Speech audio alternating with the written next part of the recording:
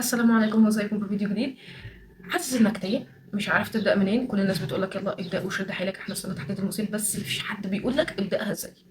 انا النهارده جاي من اول فيديو في سلسله ابداها صح عشان اعرفك ازاي تبدا ثانويه عامه صح، من غير ما تزهق ولا تتعب، وتكمل السنه على خير وما تقعش في الاخطاء اللي انا وقعت فيها. وفي اخر الفيديو هقول لك ايه الاخطاء اللي انا وقعت فيها دي.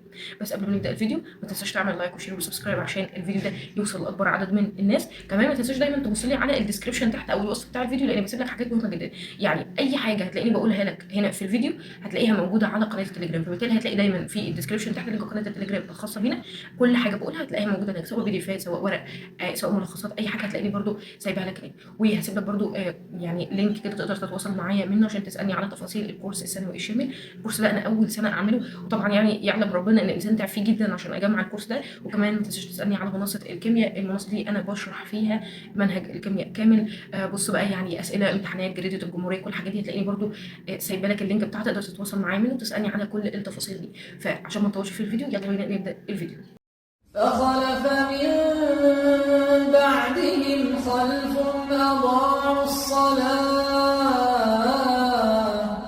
أضاعوا الصلاة واتبعوا الشهوات فسوف يلقون غيا إلا من تاب وآمن وعمل صالحا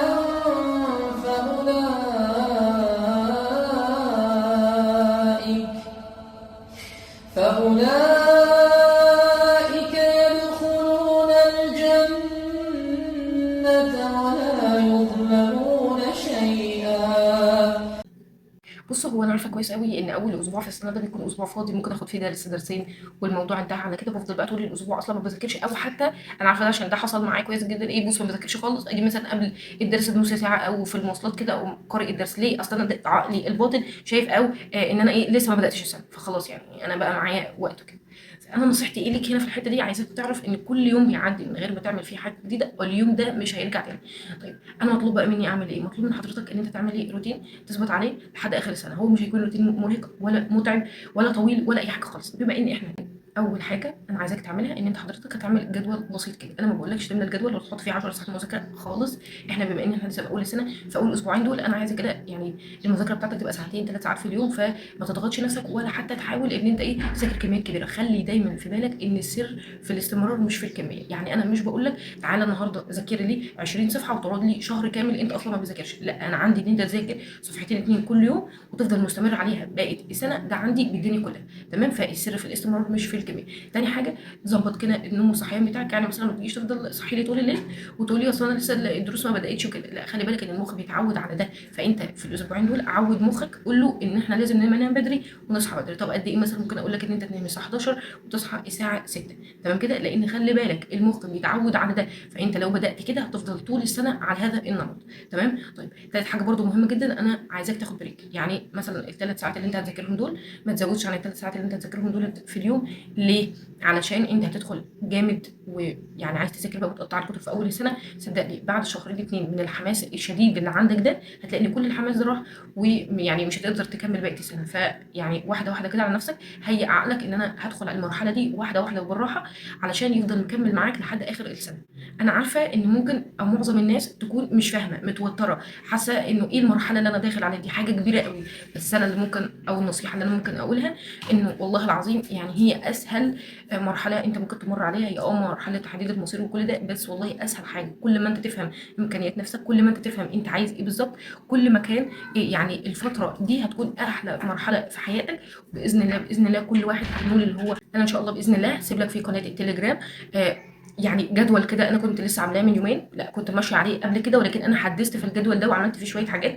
لا، حسيت ان حاجات انا ناقصاني فضفتها في الجدول. فانا هسيب لك الجدول ده. بص، هسيبه لك بصورتين. الصوره الاولانيه الصوره اللي انا كاتباها بايدي. الصوره الثانيه ان انت ممكن تاخد الورقه، يعني انا اصلا مصمماها، فانت ممكن تاخدها تطبعها في اي مكتبه بالشكل اللي انت عايزه بالمقاس اللي انت عايزه، وتعمل منها كده كذا ورقه وتبدا تستخدمها على مدار السنه. صدقني موجود فيها العبادات، موجود فيها المهام، موجود فيها الملاحظات، موجود فيها نصائح، موجود فيها كل حاجه. تمام. فانا هسيبه لك في قناه التليجرام، ما تنساش تدخل عليها وتشوف وتشوف الجدول ده. طيب، خليني بقى، انا جيت قلت لك دلوقتي ان انا جيت في اول السنه لما كنت في ثالثه ثانوي، وحصل معايا يعني موقف وحش قوي وبجد والله العظيم يعني انا لحد دلوقتي زعلانه من اللي حصل.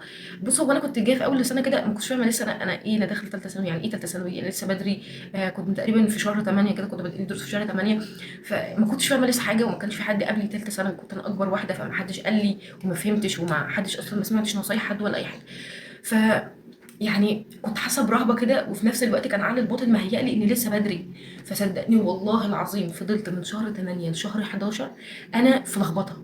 انا ما بذاكرش، انت فاهم اللي هو انا بذاكر بس ما بذاكرش ازاي بقى. انا مثلا باجي قبل الدرس بخمس ست دقائق كده ولا بنص ساعه، اقول لك يا باشا قبلها بيوم، وبقرا الدرس كده وشويه مثلا سؤالين ثلاثه اللي بحلهم، ده مش مذاكره ثالثه ثانوي نهائي. فانا مخي ما كانش بيستوعب ده خالص. ففضلت من شهر 8 من اول ما بدات الدروس لحد شهر 11 بنفس الموقف ده، مش عارفه اخرج من اللي انا فيه. فكانت بالنسبه لي مشكله كبيره جدا، وكنت بغيب من الدروس ومدرسين. انا طول عمري يعني شاطره وبطلع من الاوائل وكده، فجيت بقى انا في السنه دي بقيت اغيب من الدروس.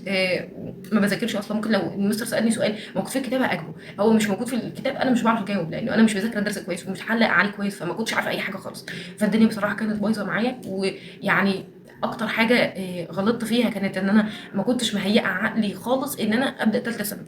فبالله عليك اوعى تقع في الفخ اللي انا وقعت فيه ولا المصيده اللي انا وقعت فيها دي، لان بصراحه ضيعت مني وقت كبير جدا. ويعني ندمت قوي على الفتره دي كلها، كنت اقدر اعمل فيها حاجات كتير جدا، ولكن الحمد لله ربنا ستر ورجعت تاني لعقلي. طب ده رجعت ازاي انا مش فاكره بالظبط انا عملت ايه، ولكن انا قعدت مع نفسي كده شويه وقلت ايه اللي انا بعمله ده، وده كان غلط. وبدات اعمل جدول جديد وانظم وقتي ونومي. طبعا الموضوع كان صعب في الاول علشان انا بقالي كذا شهر متعوده على التراكم والمراكمه والصحيان متاخر وغياب من الدروس وكده، لكن انا ضغطت على نفسي وعرفت انا عايزه ايه كويس، وكتبت كل ده في ورقه. والحمد لله انا بدات بعدها على طول، تقريبا ده كان يوم جمعه، انا مش فاكره قوي. وقعدت اصلي كتير وادعي واعيط عشان الموضوع كان صعب قوي. في انت داخل على مرحله كبيره وجامده وانت عقلك مش مستوعب. هو بص انا عارفه ان دي مرحله كويسه او مرحله صعبه يعني وتقيله وثالثه ثانوي وبتاع، لكن انا عقلي فاهم ده لا ما كانش فاهم. فالموضوع كان بالنسبه لي يعني وحش قوي بصراحه. وافتكر برضو انه المدرسه اللي كنت باخد عندها احياء قالت لي انت مش شيماء اللي انا كنت اعرفها، يعني انت اتغيرتي خالص.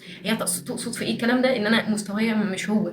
وبرضو المستر التاني اللي كنت باخد عنده فيزياء فقال لي انت يعني انت مش عارفه انت بتعملي ايه. فكلامهم بصراحه كان جامد عليا قوي وده اللي خلاني يعني ارجع لعقلي. وبعدين الموضوع كان تقيل. بص انا بتكلم ازاي حاسه ان انا متاثره لحد هذا الان، بس الحمد لله المرحله عدت وكله حصل خير. كل اللي انت بتعمله ان انت بتقعد مع نفسك وتشوف ايه الصح وايه الغلط، والحمد لله المرحله عدت على خير. وللعلم برضه عشان اقول لكم على حاجه، ان انا سبت المستر ده وسبت الميس دي اللي كنت باخدهم احياء، كنت باخد عنده فيزياء، سبتهم هما الاثنين ورحت عند مدرسين تانيين. فيعني ان شاء الله باذن الله في فيديوهات جايه بتكلم على الدروس وكده، وان احنا يعني ايه المدرسين اللي احنا ممكن ناخد معاهم ونختارهم ازاي. فزي ما قلت ما تنساش تعمل سبسكرايب عشان كل الفيديوهات توصل لك. وزي ما قلت ان شاء الله باذن الله ربنا يسهل لكل واحد، انت بس ابدا صح واعمل اللي عليك، وما تنساش ان ربنا دايما موجود وربنا دايما معاك. فاستعين بالله وفوض امرك لربنا، وان شاء الله باذن الله كله خير. ومع السلامه، ان شاء الله اشوفكم في فيديو جديد.